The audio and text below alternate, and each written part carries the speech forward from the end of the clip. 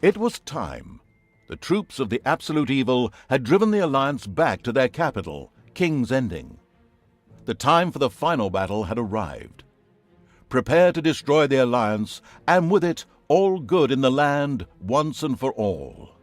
Once upon a time there was a kingdom full of flowers and rainbows, where the sun shone all the time and there was loads of that goody-goody, lovey-dovey good people stuff going on.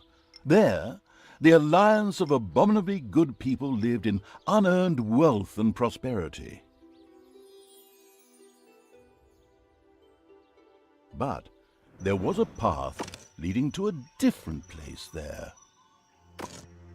At the end of this path was a rock. There was a cave carved in this rock in which the absolute evil lived. It wasn't a grubby, damp cave smelling of muck and mildew, but a deep, dark dungeon, so dark that even darkness itself was afraid of it. It was home to numerous innocent monsters who enjoyed a happy, contented existence, living in complete harmony with their environment. But time and again, the sickening, sweet-smelling good visited this underworld in search of treasure and experience points. Many monsters found this to be the death of them, but much worse, the absolute evil's treasures were being stolen. One day, just as a few more heroes had finished plundering its dungeon, the absolute evil decided it had had enough, and decided to do something new, something quite monstrous. Go to the surface. The Alliance tried to resist, but the approaching horde just flowed over them like an angry wave of axes, teeth, and bad breath. After numerous unrelenting battles, the absolute evil finally stood before the Alliance's capital, King's Ending. Evil would pay a high price indeed to storm those fortress walls, or so they thought. Out of the depths of Stygian darkness arises the invincible evil. With earth-shaking steps, the unstoppable evil began its trek towards the front. In the terribly improbable event that it may have forgotten how that works, a formidable help function has been proposed. Only one tiny gap offers any resistance to the absurdly evil evil. And even that won't be able to hold out for much longer. The city gate was firmly barricaded by the Alliance's archers, but the absolute evil would not allow itself to be held up by such a ridiculous impediment. So, go get them! Destroy them now! Oh yes, sorry, stay in character. The absolute evil used its all-powerful magic to eliminate the archers and open the gate to the city. Using its legend, wait for it, dairy powers, the absolute evil destroyed the impediment with ease and simultaneously eliminated a whole group of defenders. True story. The last remaining heroes of the country joined forces and cast a powerful banishment spell. The absolute evil disappeared from sight with a threatening gesture, and a faint whispered, "I'll be back," could be heard coming from its lips. Meanwhile, secreted away in the world's most inaccessible places, the last remains of the absolute evil were resting, never again to see the light of the overworld. Until today, that is. Somewhere deep under the earth, the ultimate evil awoke. And the hand of terror arose, controlled by the ultimate evil. Come on, hand of terror, arise, damn you! Methinks that exploring the surrounding area would be a sensible strategy. However, to do this, light would be required. Still not bright enough.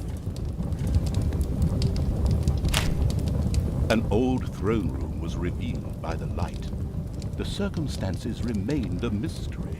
The hand of terror flew through the throne room, following each and every thought the ultimate evil had. After a few flying sessions, the ultimate evil was able to control the hand with ease. The feisty evil's little snots dug up a spider's nest, thereby preempting some of my stories. Since there were no powerful fighting units in the dungeon, it was advisable for everyone to keep very, very still for the time being. One of the little snots started working on the brewing copper. The nostalgic evil banished all thoughts of Oktoberfest and brass bands. Those would have to wait. An eerie gong rang through the hall. It did not bode well for the ultimate evil's treasury stocks, for at each sounding of the gong, the creatures would collect their undeserved wages. However, there was little it could do about this, as it was chained to the throne. Thus it had to give free rein to its servants' desires, for the time being at least. The creature disappeared into the pit of uselessness with a long drawn and gradually diminishing This particular act of wickedness brought a smile to the face of the ultimate evil. At the exact moment in which the ultimate evil hired an orc, the spiders suddenly became aware of its presence and attacked the dungeon. This was an incredible coincidence and was in no way connected with any triggers or scripts in the level map. The abysmal evil used the Hand of Terror to grab several of the creatures that were still completely inexperienced at fighting and threw them onto the spider's nest. The evil has awoken, but its brothers are still asleep. Huh? What on earth was that? That's not in my script. What a weirdo. No matter. We'd better get back to concentrating on the dungeon. The eyes of the mentally challenged evil swept over one of the dungeon doors. A huge monstrosity loomed out of the darkness on 8 legs. This dungeon's human guards had been ancient history for a long while.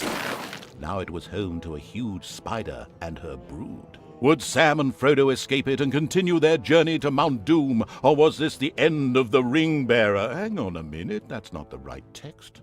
Where were we? Oh yes, a huge spider, henceforth called the Spider Queen.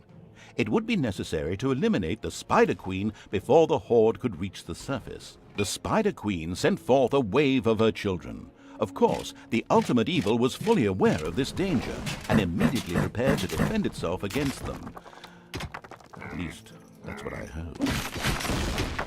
A strange odor spread through the ultimate evil's dungeon. It vowed that in the future it would eat fewer beings. The way to the surface was open. Now it was time to put those vengeance plans into practice. The vile evil wanted to take this opportunity to utter a really sinister laugh. But unfortunately, its physical state made this unviable. Instead, it asked the narrator to do a bit of sinister laughter on its behalf. Oh well, here goes. Deep breath. The vengeful evil thirsted to defeat the Alliance's king and mount his head on the wall as a trophy. Whoops, of course, I really mean that he wanted to take all of King Robert's cookies away. Better play it safe, or the age classification folks will be after me. The first brewery was completed. Soon beer would be flowing like a river, and an Oktoberfest atmosphere would pervade all. Would the ultimate evil put the beer baron out of business? Ugh, such a duff reference. Job done. The trap was finished and ready to be found by a hero. This is going to be so much fun. Just at that moment, a particularly powerful dwarf warrior appeared in the dungeon. How had he suddenly arrived at this precise time was indeed most odd, but his presence was more than welcome. He was going to be a guinea pig for the trap. The Alliance had discovered the presence of the ultimate evil. This had nothing to do with a tip-off from a certain narrator who wanted to increase the tension. It was pure coincidence.